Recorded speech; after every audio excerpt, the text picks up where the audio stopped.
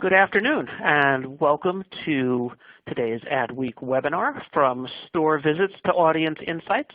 We'll be looking at getting the most from your mobile campaigns, and today's webinar is brought to you in partnership with YP.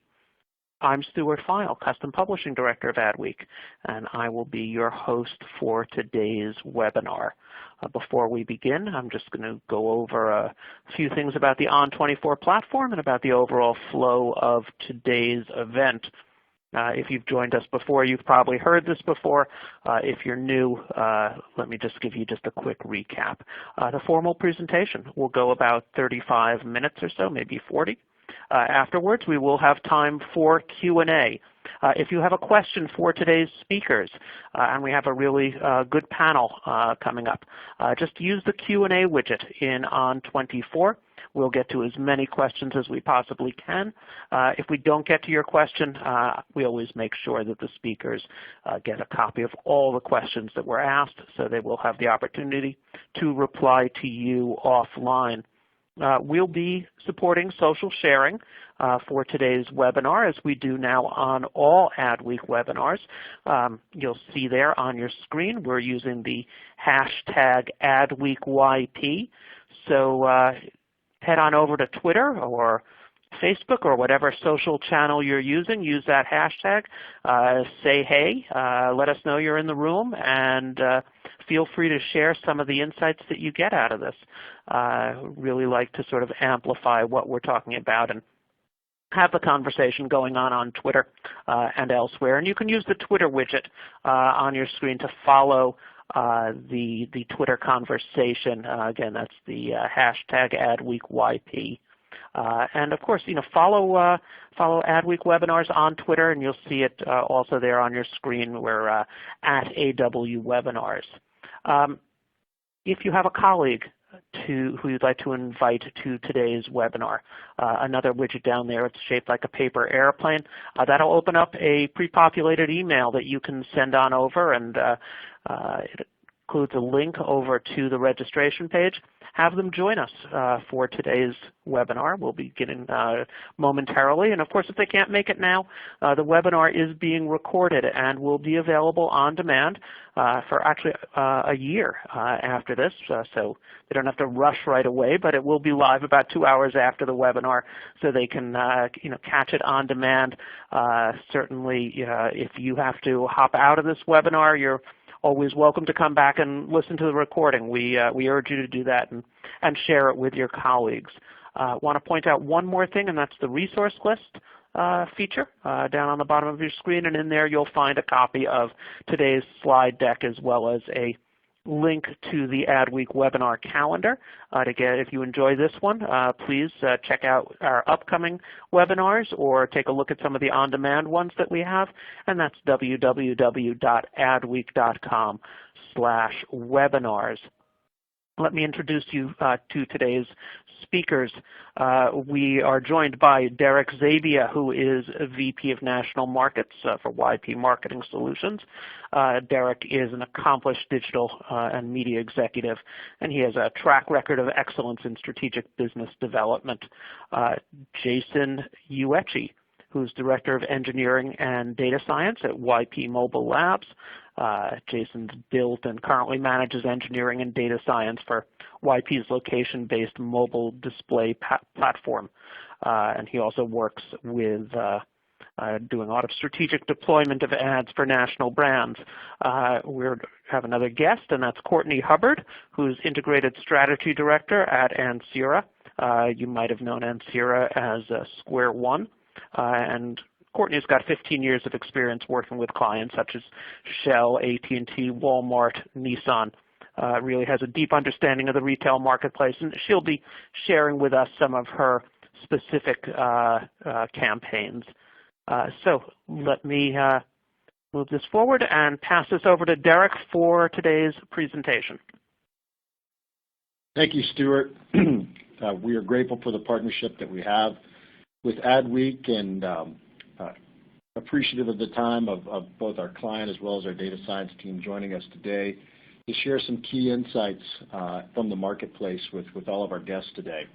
Today, we're really going to cover a couple of key business objectives that have been core not only to YP's consumer business, but also incredibly helpful in developing our leading data-driven ad platform and our solutions that it brings specifically to the mobile market. But we're also going to be diving in directly into what some of those challenges that we believe that the market faces today, and give you some direct insights in how we've actually done that for one of the leading brands within our ecosystem today, and how it's been successful in helping us not only translate the mobile marketing initiatives that we put forward, but how we've translated that not only into store visit measurement, but also into driving key business insights and intelligence to help transform our customers' business.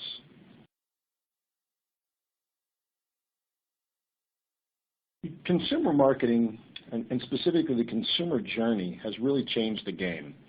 And obviously, as a premium publisher within the digital ecosystem today, the transformation and the influence of mobile has been profound to all of our businesses.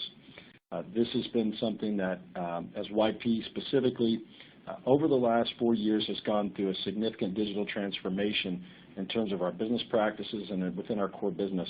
It's obviously something that as a search utility, we are critically paying attention to, and it's influencing all the aspects of our business. We actually have a fairly unique position within the marketplace as it relates to our understanding of intent signals, and we'll look forward to kind of covering that with you today. But as part of that unique role that we have been working in partnership with a number of leading research firms to actually help us bring those insights to the marketplace in a way that many can't, candidly. We obviously know that mobile has changed that consumer journey forever, and our partnership with IDC, specifically outlining and understanding how local search has really helped us understand how that navigation of the consumer journey has changed, the influence of how that has changed the local search behaviors of consumers, and the fragmentation that has developed through that process. And really what we've really come to understand is that the zigzag nature of the consumer journey, the influence of multiple devices throughout that journey, the influence of location and intent data, not only based on location, but search specifically, has really created a dynamic that has created more challenges for marketers than ever before. One of the real positives that we've started to see from this is not only are we providing a voice of credibility in the marketplace, but it's tending to actually be picked up and really embraced by a number of leading institutions such as MediaPost, eMarketer, and we actually welcome you to actually go to our website to actually download this white paper and understand more about how we're actually approaching this with our research partners so that we can provide valuable guidance for the market in general. I'd encourage you to go to national.yp.com to engage with that white paper. It's a fairly easy process and can be incredibly powerful for our agency and brand partners. We'll cover just a few key takeaways from that today that we think are incredibly valuable for all of our partners to really understand. And that really, this has been a process where we've been able to understand how that journey has really changed for consumers.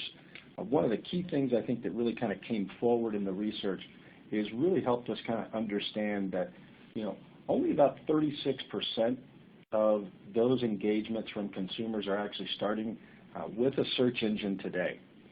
When we think about how that's changed, and we think about how things are moving from Google to various endemic-specific search initiatives that the consumer is putting forth, and the multitude of different devices that they are engaging in, what we're really starting to learn is that not only are they cross-device engaging, but they're also engaging at different points of their day, because we all obviously have taken into account how hectic and how busy our lives get, but we're starting to understand that that journey has become more fragmented than ever, and conversely, our ability as marketers to, in a linear way, understand that behavior has really changed, and most importantly, the influence of understanding the data that we are taking in as publishers has become more impactful and more powerful than ever. However, if we don't use that information effectively, we ultimately can lead to inefficiencies across that cycle. And what we've been able to do is frankly work with partners to understand how we can actually thread that information together. And we're incredibly blessed to have a deep, rich history within this process and have not only those intent signals from a first-party perspective, but also work with great partners like the ones that you'll hear from today. This is obviously fairly straightforward. I think we all know that the consumer journey is really now driven by mobile. But a couple of really key stats came out of this information that we think are incredibly powerful for people to understand today. 86% of all even at-home searches are now being conducted via smartphone. So the connected aspect of being in the home, engaging with other aspects of media, and the consumer engaging in those searches from their devices and their handheld devices is, frankly, it's a staggering number at 86%. We're also really starting to understand that 78% of those searches on those devices that are initiated with regard to local products and services are resulting in a purchase. So the immediacy and the impact and the we want it now consumer engagement pattern is really starting to show itself in a really meaningful way across these intent signals, and we're just now really starting to gather how valuable and how impactful this can be, in particular for retail consumers and all consumers that really are still heavily reliant on point-of-purchase engagement with the user. Throughout that process, we've been able to take a look at the data and understand that there are opportunities, but there are also challenges for us to understand how we adapt to this new mobile consumer engagement practice. It's really completely about the right partner, the right data set, really working with your partners to understand the metrics and the attribution that ultimately deliver that value that's the key driver in determining the critical nature of success. Whether we understand how we actually touch them from a mobile perspective, a laptop perspective, a tablet perspective, and where they may be within that course of their journey throughout the day is really critical for us to be able to influence purchase intent. At YP, we're blessed in a way that we actually have a multitude of properties, whether it be search, mobile, or display, where throughout that journey we're able to use those signals in a way that can influence the customer to get the right message to them at the right time. Attribution is critical in this equation. We understand that there are a multitude of different attribution methodologies that are embraced by clients based on a vertical, based on their general mode of operation within their businesses. It can be completely influenced by the nature of their business, the type of transaction that they're engaged in. So, attribution and working with your partners is critical in terms of understanding how not only you want to determine the right media assets to influence the consumer, but also how they're capturing the data and ultimately how you want to message that data appropriately back to that brand manager or that stakeholder at the client. And I know that Courtney will have some key insights that she'll share with us, specifically as it relates to the attribution aspect of this journey in her marketing initiatives.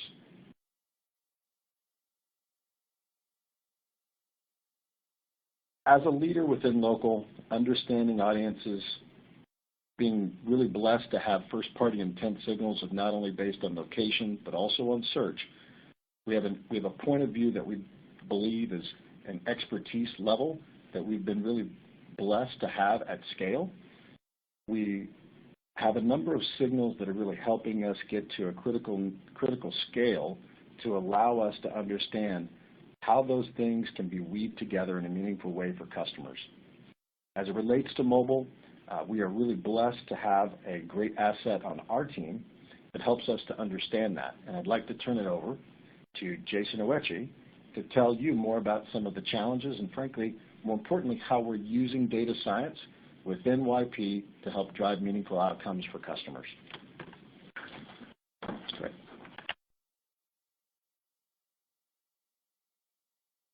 Great.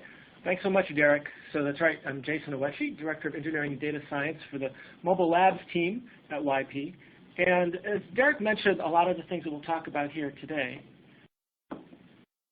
we'll talk about some of the challenges and solutions, right? from a perspective of a data scientist and from the teams that I work with on the engineering side of the house, the challenges are often the large-scale technical ones. When you're dealing with billions of points per day, all of those kinds of things, when you're trying to extract information from all of the different pieces, all the disparate parts of the data that Derek had hinted at, how do you get that all together and really answer the challenges that we see here? How does all of that contribute to measuring ROI? How can we use that data then to get us towards measuring offline attribution? And how does that give us actionable insights, right? And the answer there, it's in front of us here, but it really is, to me, data and transparency, right? We have all of this data. We have that scale that Derek mentioned. So for anyone that you're working with, when you're working with, as an agency, working with your customers, what you're looking for not only is someone who has a tremendous reach and scale in terms of being able to fulfill in a campaign, but it's that data to back it. There are lots of sources for data, and we'll talk about some of them here. And there are different ways that you can take that data and be able to bring it in, and ideally, in the last bullet on the right side, create a cycle of continuous improvement. If you're getting enough information and insight back, then that feeds into this virtuous cycle as you improve things as you move forward. That's super key.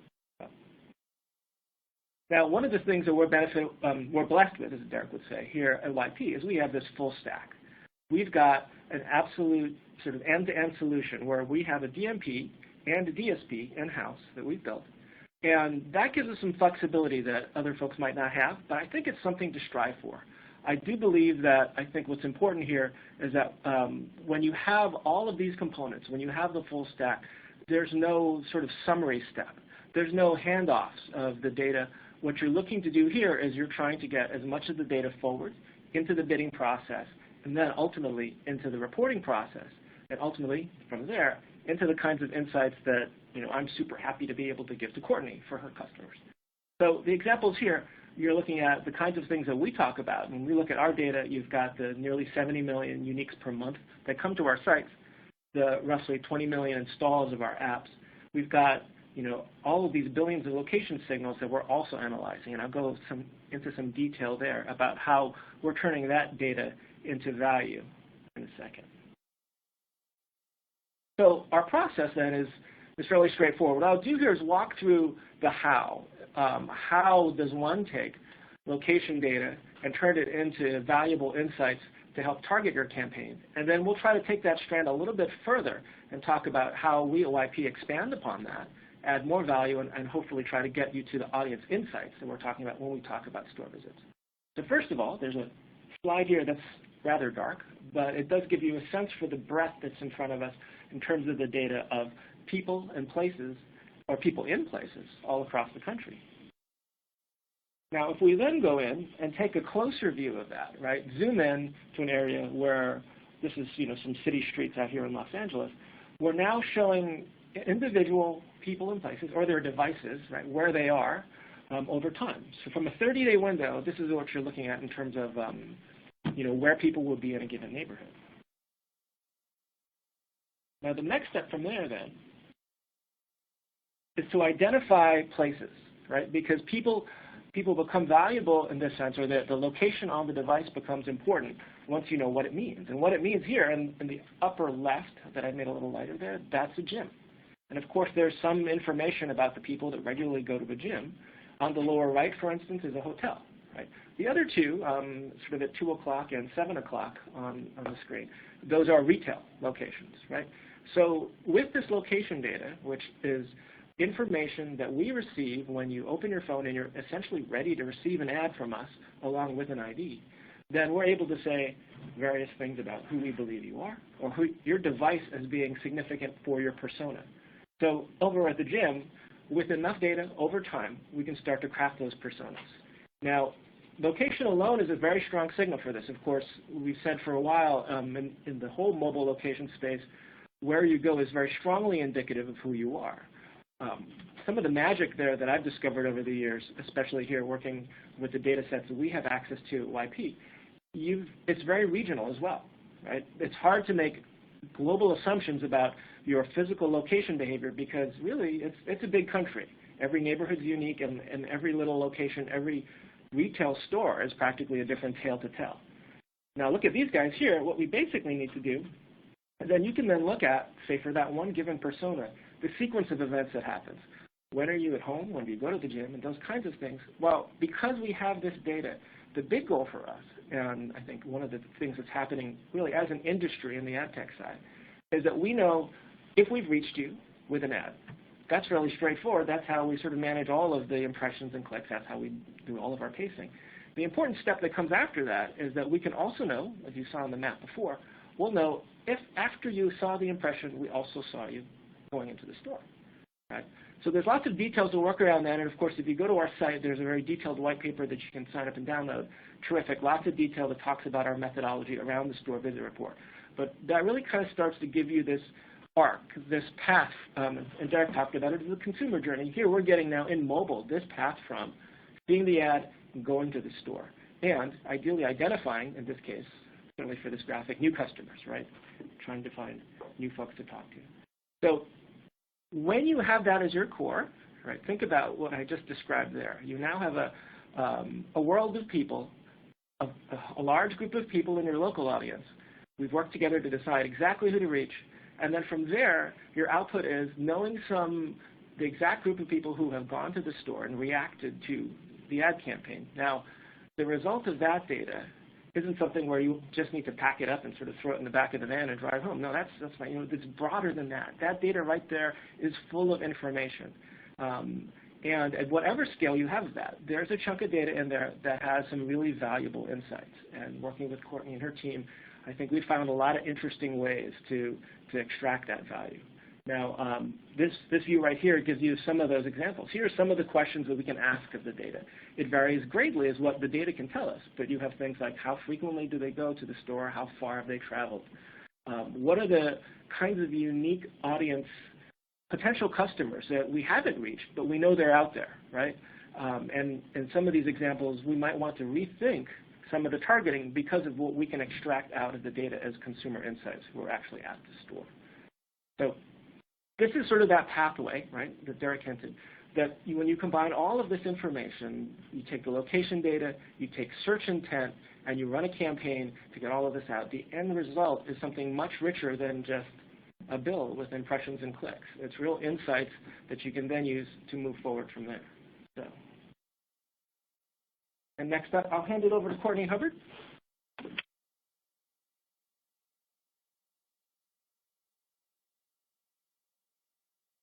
All right, thank you, Jason. Yes, so my name is Courtney Hubbard, and I am with Ansira, formerly known as SQ1. And to give you a little bit of background on our agency, we are a little bit different than the rest.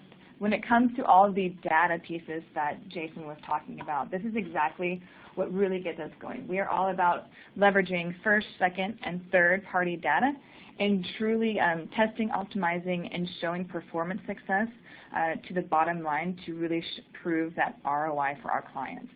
And the biggest thing that we enjoy from YP is that they understand that using this data, it can A, give us benchmarks, B, help us, like you said, define personas, and C, really give us more predictive ways of forecasting that success for our clients as well. So I want to walk you through specifically a case study where about a year ago we worked with Yellow Pages on a Shell account project. So Shell, working with Pennzoil and Quaker State on the lubricants division for oil changes, they were working with an auto dealership group, and the biggest thing here was Shell needed to leverage the power of their brand, offer an oil change coupon in the market through multiple media tactics, and the biggest measurement points were, of course, coupon redemptions and increasing the car count into the stores. But another big part of that was it goes beyond the oil change. So when someone comes into a shop and they specifically want to get an oil change, it's a great time for the mechanic to get under the hood and look at a few more things and make sure that the car is in good shape. And there's an opportunity then to cross-sell and upsell different services. And so they want to make sure that we are bringing in, targeting the right people who are also willing to increase that average ticket price and ultimately increase dealership revenue. But there are a little bit of challenges along the way. So on the Shell side, the biggest challenge was, again, to provide value beyond the oil change. And the thing here is that when we look at data, one of the most important pieces of data is sales information. Car dealerships don't necessarily have an integrated POS system, and so we were trying to figure out how can we prove success without relying necessarily just on sales data that may or may not be 100% unreliable. So that was a challenge they set over to us. And on the Ansira side, we did have a very diverse campaign. It was 16 participating dealerships, 3 different car brand OEMs, and across 8 different markets in the U.S. And each of these dealerships all had their own product offering. They each had their own price point. They each had their own ability to say, yes, we'll do an oil change, but we also want to do a brakes alignment or new tire special or new windshield wipers. So all of those variables combined, you can tell that it was a very complex campaign, and we need to find a way to get to the market quickly, be very nimble with that, and be able to test our information with our vendor. And then finally, proving marketing success after the click is incredibly important. From the Shell side, I know that their marketing team often get calls from the field sales team, and if there is a dealership that does not see a car count increase into their base, they're going to call the marketing team and say, what are you guys doing for us? So we need to find a way with data to prove that the marketing spend and efforts were actually coming through and pushing the right people to the base.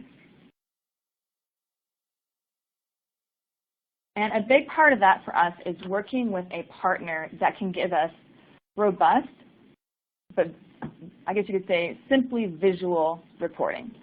So there is a ton of data that we can receive at all times. We've received tons of raw feeds all the time. But to present in front of a client to show them the reality and effectiveness of a campaign when they don't see the ad every day in front of their face, it's very challenging. And so the robust reporting that YP was able to offer on a by dealership local level was incredibly helpful for us. I don't know if anybody worked with car dealers before, but often they are more enticed to buy a billboard ad because they see it on the way driving from their home to their dealership, and that is proof that it's working. So this is a really good ability to show them visually that they do have people in the marketplace interacting with their ads, even if the dealership owner is not the one on the phone. So what happened next? So this was a huge success, I think, for everyone involved, from Shell to Ansira to Yellow Pages. In the red bar, these metrics are specific to just the local display ads that we ran with Yellow Pages. We did have a full media mix of paid search. We also had traditional retargeting and location-based targeting, but this is just for the Yellow Pages buy. We had over 15 million impressions. The click-through rate was phenomenal with 0.53%. You can see the difference between the banner ads and the interstitials. And we had up to a 20 times lift in store visits. So what does that mean? It means that somebody who saw the ad or saw the ad and clicked on the ad, they were 20 times more likely than the regular user, the control group, to visit the store. So that's fantastic because you can see that lift actually did bring in results. The store visitors, that 1,351, these are unique store visitors. That's huge. There's often many numbers where there's redundancy and you can't get unique numbers, but YP absolutely provides that information because it's by individual device. For the Yellow Pages buy, our ROI was over 500%, and I think that's pretty rare. Those are pretty big numbers, and they're all very true. When it comes to the holistic campaign, now this is every media tactic bringing in results. We had 2767 redeemed coupons amongst 16 dealerships, which is substantial. And a good indicator of how dedicated somebody is to actually going into the store and having an oil change is when they schedule an appointment online on our dedicated landing page. We had over 500 scheduled appointments. And what's great for the dealers is when you schedule an appointment, the customer gives more information. They give their name, their number, and sometimes an address. So there's also that data mining aspect that now the dealership can take advantage of.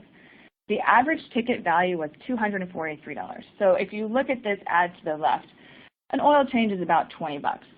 on average, they bought 10 times as much of services and parts when they left the door.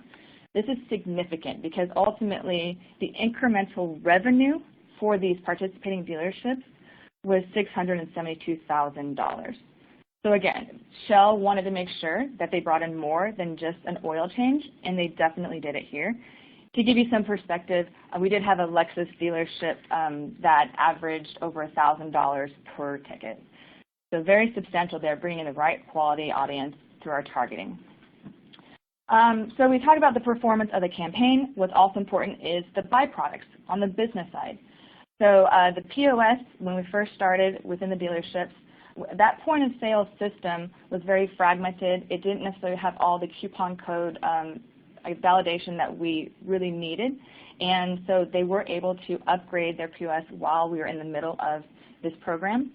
And what's important about that is when we were in the program, we compared the number of logged coupon redemptions in the dealership versus the Yellow Pages unique store visits.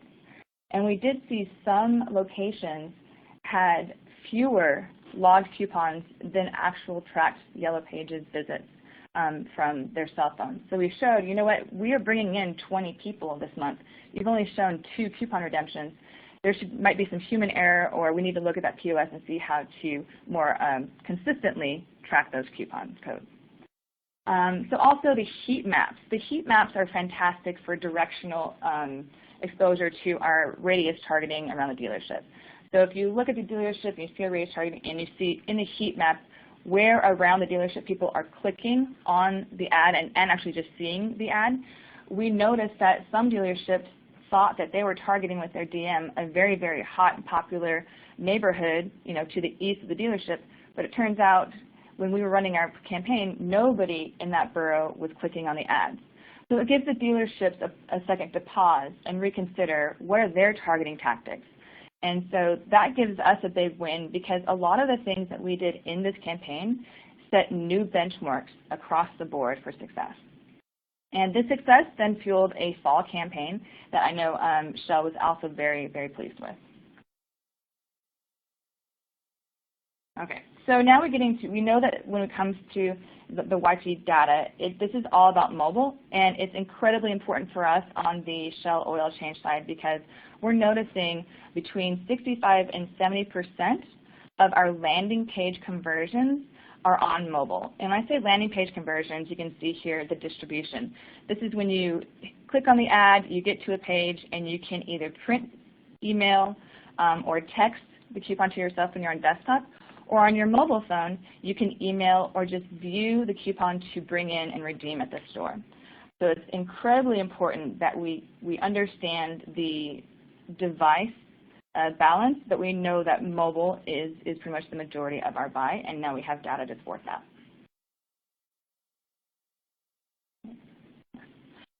So this slide is interesting because I love cookies, I won't lie. But what is better than cookies? It truly is that mobile data. So when we say that, it means we are not going to cut spend from desktop media, but we do know that tracking your cell phone, wherever people go in that 4-foot radius, that is absolutely more valuable right now than just a static cookie on your desktop because we are looking at the individual user and we are looking at the right moment. So I often say I want to put the right message to the right person at the right moment, and the moment means time and place. It's not just the time anymore, it's also the place, getting that combined. And so this is key to us to actually hit those marks. So as I mentioned before, we had up to a 20% increase in far as store visits, dealership visits. On average, the campaign was about nine times at lift. And what's fantastic about this is that we have worked with other vendors to figure out what is the best way to track location-based activity. And the interesting, I guess you could say, approach here is that this is not panel-based data. This is truly based on your device and your device activity and where it goes. Again, there isn't any margin of error of people who are A, opt in for the surveys, and B, who have the app on when they're in the store that we need to get data from. So we do feel like this is a significantly higher degree of confidence in the data we have.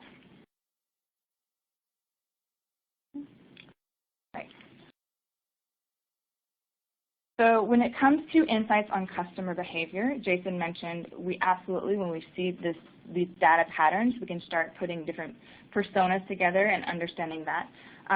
But what's great is that the geo-specific data can now be combined with client first-party data.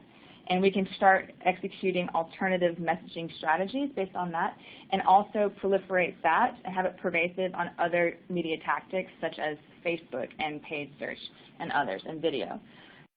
So it's really important for us to do that, and we are helping our clients demonstrate a unique value and customized support for each of their teams. So Shell is coming in to each of their customers and saying, this is something we uniquely provide you, and it's a value add that no other competitor right now has.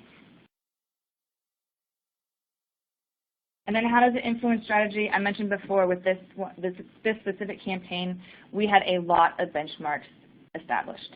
And what we're doing is we're establishing the benchmarks, we're adding it with our information from paid search, social, first party, as I mentioned. But it's the strategy here that really, really is taking off. We're not just doing a blanket campaign across every market. We now can effectively and efficiently, quickly understand the local strategy and focus and understand the local behaviors. Those nuances can actually make a big difference when it comes to ROI. And we often get asked, what is the future for mobile data? If all these things are fantastic now, well, what's next? And there are a few things that we consider. So we're going to continue to make this more robust and understand more about how can we predictively see behavior, especially with purchase patterns. But it's also really important for us to understand cross-device balance and when does it make sense to transfer allocation to desktop versus mobile. That's very important.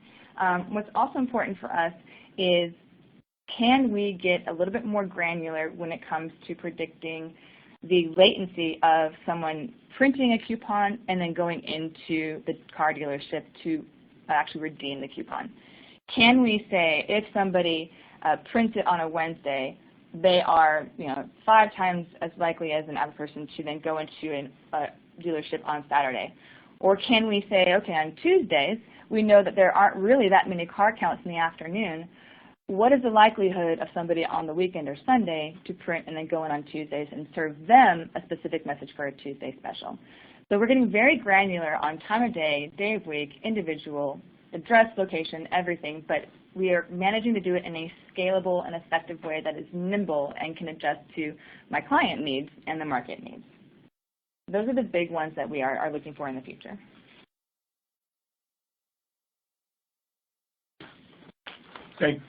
Thank you, Courtney.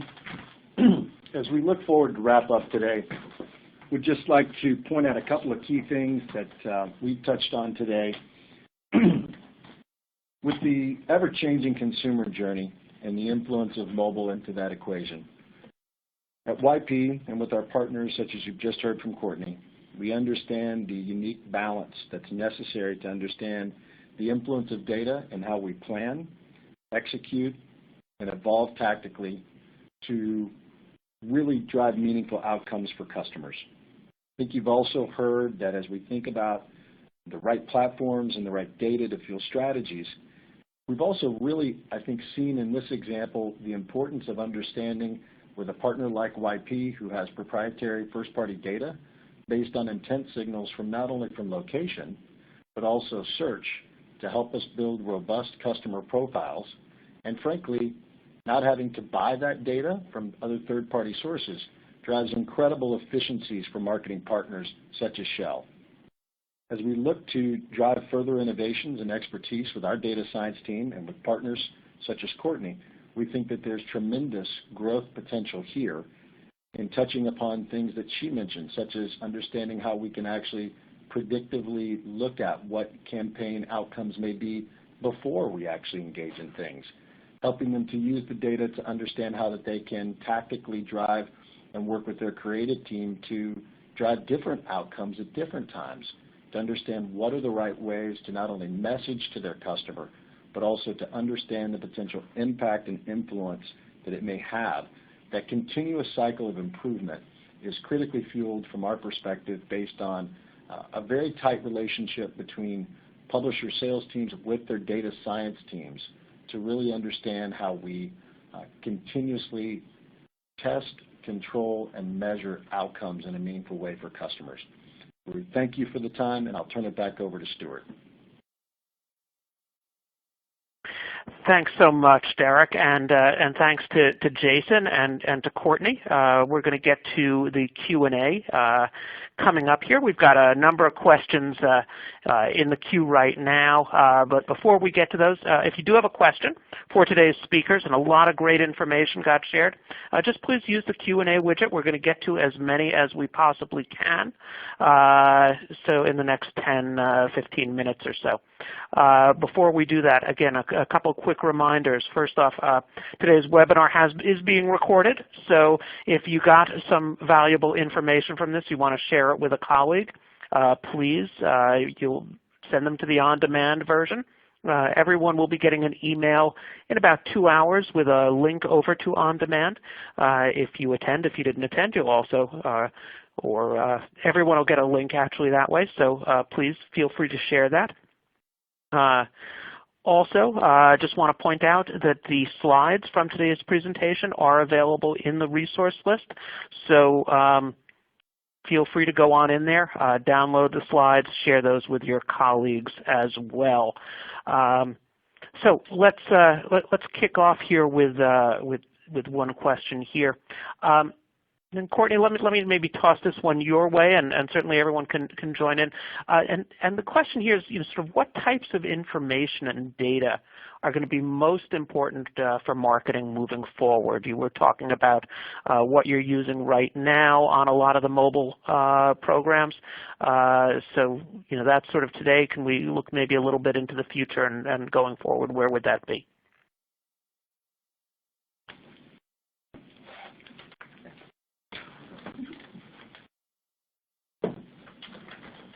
Okay. And I know you guys are sharing a single speaker here, so let's just want to let everyone be patient as the right person gets in front of the right microphone. Yeah, thanks. Stuart, can you just repeat that question one more time, please? Sure. I mean, it's really, what types of information and data are going to be most important for marketers going forward? So for us on the transactional side, I would say truly understanding device usage and how does that relate to sales interaction. People understanding if people like online sales or actual brick and mortar sales. Also understanding that what are we doing to re-engage lapsed customers as well. So getting second-party data from Shell customers is incredibly important so that we can start mining that and matching it up with, for instance, Yellow Pages data for those personas and seeing is there a match? Are we debunking myths that we thought we had there, or changing our assumptions? And it just gives another layer of validation to then hit the right audience. So I would say second-party data is probably the most important thing that we would like right now. Okay, is there anyone on the YP side wants to take on that question? Yeah, Stuart, I'll add just briefly to that. We really believe that this is a little bit of a competitive advantage for YP in that, especially from a mobile perspective as well as from a search perspective, we have such a long history of data on our customers that it really does help to influence what we do with our profile building. As some may not know on this call, we actually own the patent with regard to mobile location profile building. And so, we've got more than an 8-year history in capturing data at scale across not only our desktop and mobile and app customers from a search intent signal perspective, but also on the more than 150 million mobile IDs. And so, we have a really smart approach, we believe, that's based on a lot of historical data to help us understand how we segment and target customers to drive efficiency. When we combine that with what Courtney talks about with regard to their data or second-party data from customers, it really helps us provide a real-time feedback loop to drive optimization in flight that really drives a meaningful outcome for customers.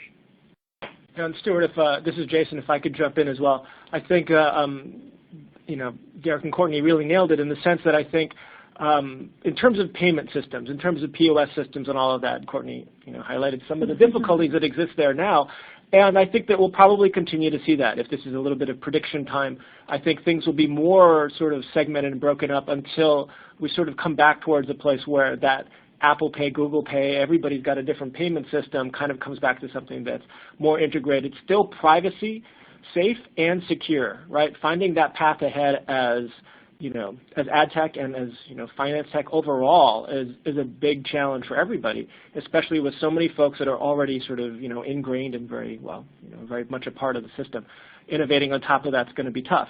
Now, in the meantime, right, the second-party play is very much the right spot to go. I think we've got a play now that we do for some of this, as Courtney hinted, in terms of attribution, in terms of how we're doing store visits. And I think the screen actually is showing now a way for you to get more information on that, to go and download our store visit playbook, which describes some of the answers we have in place that can satisfy some of those needs right now. I think that second-party play is exactly where we're going to go and need to go as an industry until there's a really tight, integrated, and as I mentioned, both secure and privacy-safe way to get all the way down to the POS to get to real true attribution right at the payment level.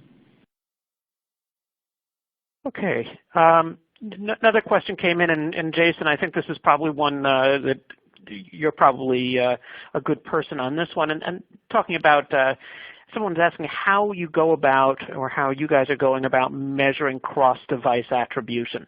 You know, especially as, you know, you're following someone mobilely, but then, you know, you're then picking them up on, you know, whether it's, you know, on desktop or, you know, really even across, you know, non-digital channels. Do you guys have a means on how you're doing, on how you're measuring attribution that way? Yeah, absolutely. I mean, cross-device is fascinating, right? I think there's a lot of great players out there that are doing cross-device attribution. We work with one of the best in TapAd. I think they do a really great job of bridging the gap between different devices and desktop. And we work with them as one of the best-in-class providers for that information. Their device graph allows us to do that kind of connection that you just described, Stuart, where you really want to dig in and look and see what household does this device belong to? Is that, you know, whose device is it, and what are they doing? Because I think that attribution is key. As an industry, perhaps, right? That's been really hard to do. And it's, of course, you know, everybody's got more than one device now. And as that starts to get more bifurcated, I think that being able to tie that back to attribution is absolutely valuable. So for us right now, I think we're really in the grips of working with all of that data, working with TapAd to come up with solutions for that. Right now, it's all very much mobile-driven and around the store. And I think that we're extending that now as we get a lot of that search signal wired through our system. We've already got so much of that search signal there and starting to optimize against that. So I think the full attribution part of that, it's really, you know, lives with the sort of experts that live in that space like TapAd, and we're leveraging that data to craft that story and get that in place for our customers. Okay. Quick reminder to our audience, if you have a question for Derek, Jason, or Courtney, we've got a few of them queued up, but please use the Q&A widget. We're going to get to as many as we can here. Courtney, there was a few questions that came, a bunch of questions came in for you. I think people were totally fascinated by the Shell case study that was going on, and someone here is asking, related to that case study, and how you were able to connect revenue and ad exposure and ad engagement. Were you able to sort of create a one-to-one match? And is there any sort of methodology, briefly, that you can share related to how you went about that? Sure. Yes, no problem. So when it came to the mobile display ads, we only had them running through Yellow Pages, and that data, which showed the traffic straight into our employed polygon of the dealership, then we corresponded that to the sales data and the transaction data as well. So we know that in every dealership, we actually can say X amount of people walked in the store, and we have the sales transaction data for each of those individuals. So while the entire campaign was an average of $243 per ticket, we also have by individual dealerships that end line as well. So it really did match one-to-one because the data we're getting from YP is a unique user. Got it. I think I'm looking at the clock here. I think we're going to have time for maybe one more question. Again, if you've got another question for our speakers, please submit it. We're going to try to get to what we can here. For the YP team, I know YP is able to track store visits at the individual store level. This is what someone's asking about here. And sort of want to understand, is that something that's common? And are there benefits to doing it at this sort of down to this really individual store level as opposed to I guess at the chain level or across the board that way? Yeah, sure. It's a great question. This is Jason. I'll tackle that one. I think, as I mentioned before, really, what's the benefit of that? And this is something that we worked really closely with Ansira to really get this granularity that they really needed. I think it is a unique capability in the sense that a lot of the players out in the space now are relying on a different methodology. We go into it again in some great detail at national.yp.com/store visit. And if you can go there and check out the white paper, we'll go into this in a lot of detail.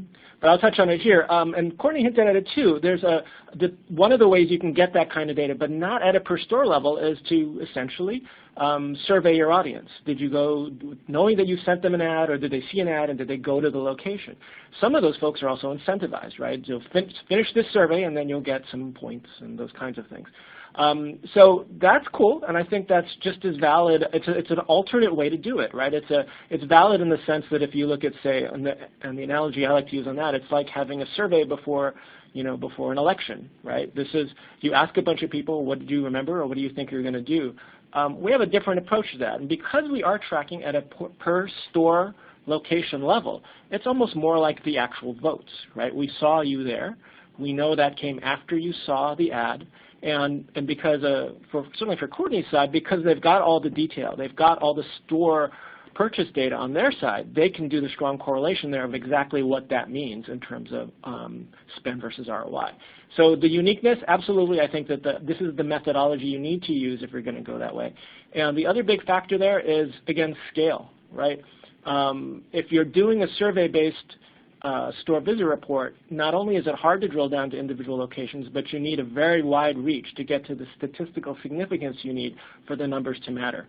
For us here, it's very straightforward, right? It's very transparent in that sense of what we're trying to achieve with our store visit reports and the level of granularity that we provide. So I think that covers it, Stu.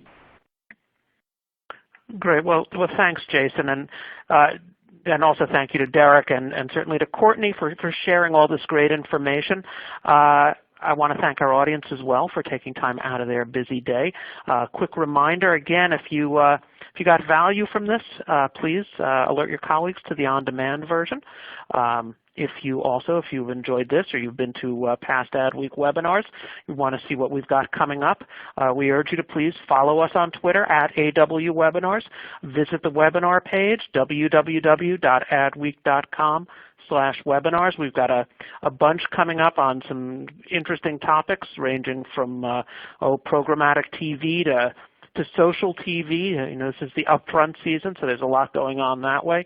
Some things also, if you're interested in and follow retail on the path to purchase and other related topics. So please come on and check that out. And again, thanks to our speakers, thanks to our audience, and we look forward to seeing everyone at an upcoming Adweek webinar.